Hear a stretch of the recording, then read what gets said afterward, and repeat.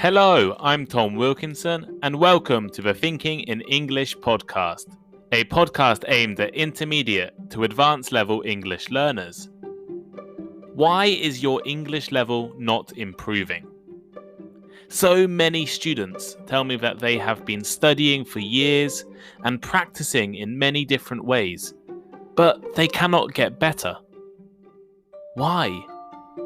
On this episode of Thinking in English, I will try to explain some of the major reasons why your English ability might be stuck and offer some tips to start improving again.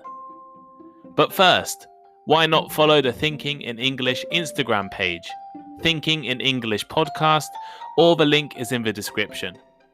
And you definitely should look at our blog, thinkinginenglish.blog, for all of our transcripts and bonus content. Here is today's vocabulary list. As always, the written list is available in the description of the podcast and also on our blog, thinkinginenglish.blog. Regardless. Regardless. Despite or not being affected by something. As in, this job is open to all, regardless of previous experience. In the same boat. In the same boat. This idiom means in the same difficult situation as someone else. For example, none of us has any money, so we're all in the same boat. Frozen. Frozen. If something is frozen, it is unable to move or change. For instance, the man stood so still, it was like he was frozen. Consistent. Consistent. Always behaving or happening in a similar, especially positive way. As in, there has been a consistent improvement in her attitude. Dedicated. Dedicated. Used for only one particular purpose or job. For instance, the company buys clothes from dedicated factories in China. Reluctant. Reluctant.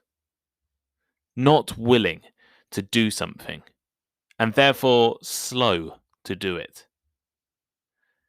Many parents feel reluctant to talk openly with their children. Related. Related. If something is related, it is connected. As in, English and German are closely related. And finally, explanation. Explanation. An explanation is the details or reasons that someone gives to make something clear or easy to understand. For example, could you give me a quick explanation of how it works?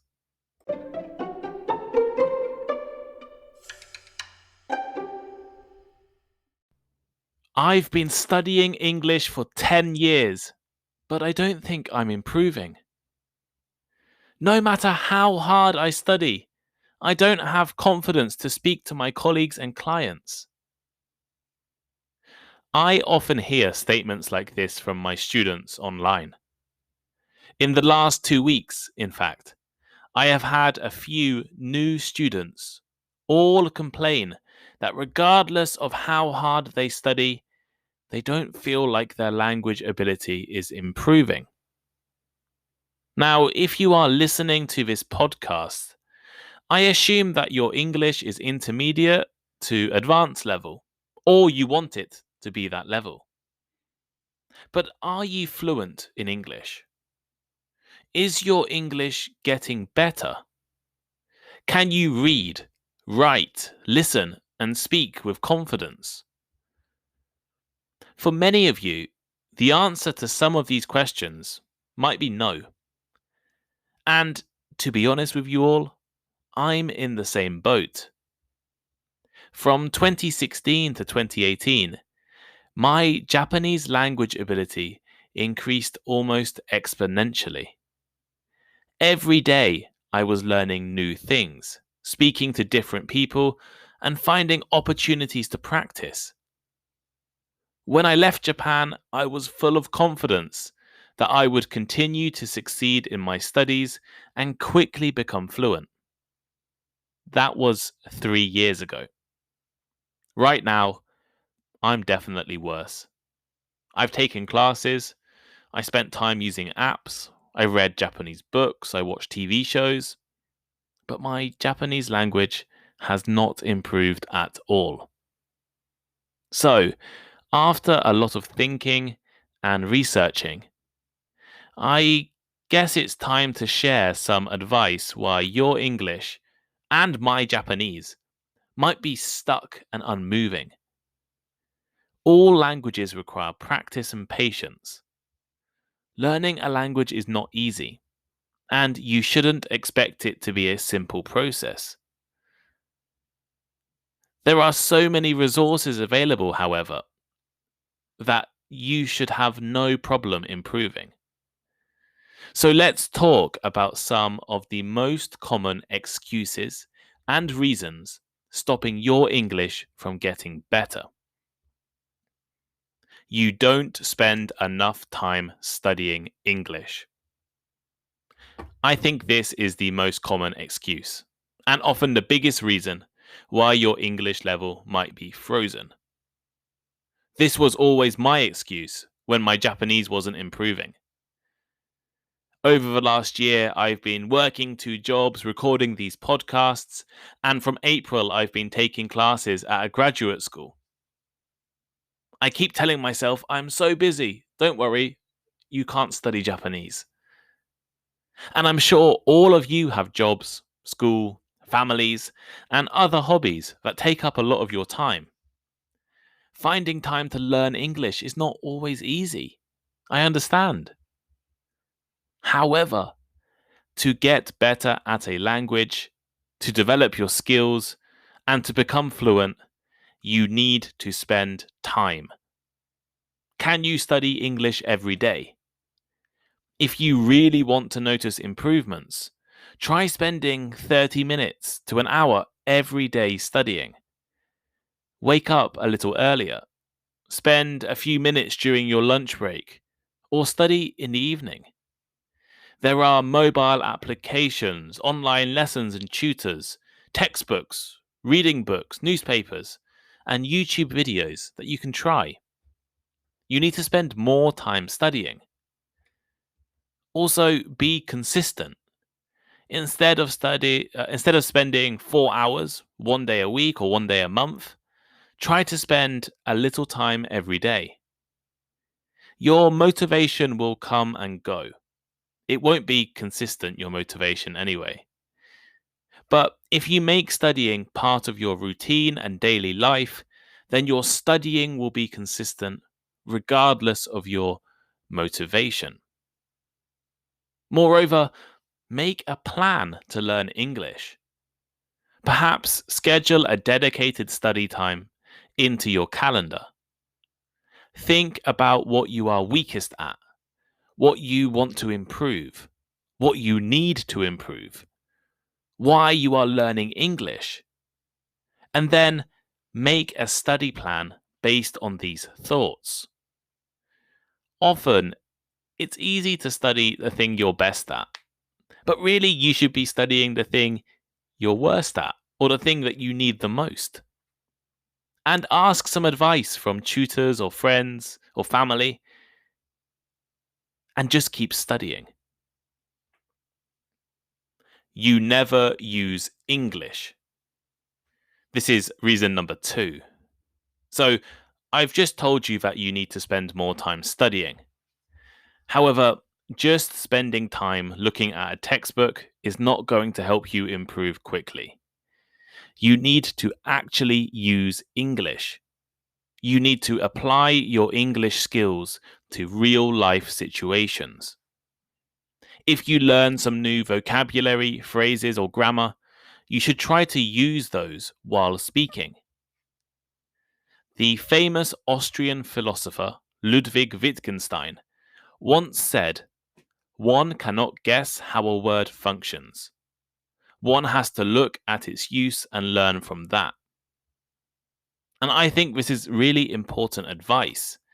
There is no point just learning words and grammar in isolation from their real life use. There are many students I have taught, and also many, my own experience and many of my friends' experience as well, is that, we will get textbook and we will copy down the vocabulary from the textbook, look at the word, look at the meaning, write it down. But nowhere in that situation have you seen how that word is used in real life. Maybe there is one example sentence, like I give you in this podcast, but you need to be looking at more example sentences. You need to be making your own sentences, because that is the only way you can learn how a word is used in real life. Now, how can you do this? Well, take every opportunity you can to use English. Not just study, but use. Listen to English speaking news or radio. Watch English language TV and films. Speak with English speaking friends. And in all of these situations, try to absorb as much language as you can. Understand how the language is used in practice, and then in the future, try to use similar things yourself. Now, I know many of you might not have English speaking friends or opportunities to use English every day. But actually, you do. You do have opportunities to learn English every day. Let me give you another great tip. Speak English to yourself. Speak to yourself in English every day. When you are cooking, cleaning, reading the newspaper, taking a shower, think and speak to yourself in English. Furthermore, related to this is the overstudy of grammar. Students study grammar too much. Of course, grammar is important. Knowing grammar rules will probably help you speak better English, definitely if you're advanced level. However, the methods we use to study when we are adults are often the same as the methods we used when we were at school. But learning languages at school and learning languages to become fluent are often very different things. Schools teach you to pass exams, but you, or most of you, I guess, want to learn how to use English in real life. It's not about passing a simple test, which tests your grammar, your vocabulary, your speaking, and your listening in very strict and regulated conditions. Instead, you want to learn how to use your English in practical, real-life situations. Maybe in business, maybe in studying, maybe just making friends. So, when you are starting to speak, you should not spend too much time worrying about grammar. Instead, focus on words, and then focus on the phrases and sentences you are using. And then gradually you can start to think about grammar once you have a foundation of vocabulary, phrases, and sentences. You are scared of making mistakes. I used to teach in a junior high school in Japan. In the first few weeks, I was really confused why the students were so reluctant to raise their hands and answer my questions. The questions weren't difficult, and their homework and tests were great, so I knew they knew the answer. But they didn't raise their hands. Why didn't they raise their hands? I asked my Japanese coworker, and she told me it is because they are afraid of making mistakes. They are afraid of being wrong, being embarrassed, or being seen as stupid. This is so common with all language learners. But If you are afraid to make mistakes, it will take you longer to improve your level. If you are afraid to make mistakes, you probably won't speak much. And if you don't speak much, you're not going to learn anything. Once I stopped being afraid of making mistakes, my Japanese ability improved noticeably. And of course, there were some silly mistakes I made. I definitely ordered the wrong thing in restaurants multiple times, definitely confused convenience store workers. And once I accidentally agreed to dress up as Santa Claus and visit a Japanese kindergarten and give presents to children because of a language misunderstanding. But the improvements were worth these embarrassing situations. You don't need English. If you don't need a language, it is a lot harder to improve. Now, what does needing a language mean? Well, to use myself again as an example, when I lived in Japan, I needed to use Japanese. I needed it when I went to the supermarket, when I bought train tickets, when I had my hair cut. I needed it when I met friends in a bar or talked to my coworkers. I needed it when I watched TV, watched movies, listened to music. I required good language skills to be successful. Once I left Japan, I never really needed to use Japanese again. And it made it so much more difficult to improve. However, just because you are not working, studying, or living in an English-speaking country, it doesn't mean you don't need good English skills. English is necessary around the world for education, jobs, and business. Make yourself need English. If you don't have a job, or if you don't study in English, why don't you set a goal that requires using English? Maybe only listen to English language news, or only read English language newspapers. This way, if you want to know about current events, you need to use English. If you have it in your head that you will never use your native language news media again, and you will just read American or British or Australian news, well then you're going to have to use English every time you want to read about current events. I was watching a video from a YouTuber called Xiaoma NYC the other day.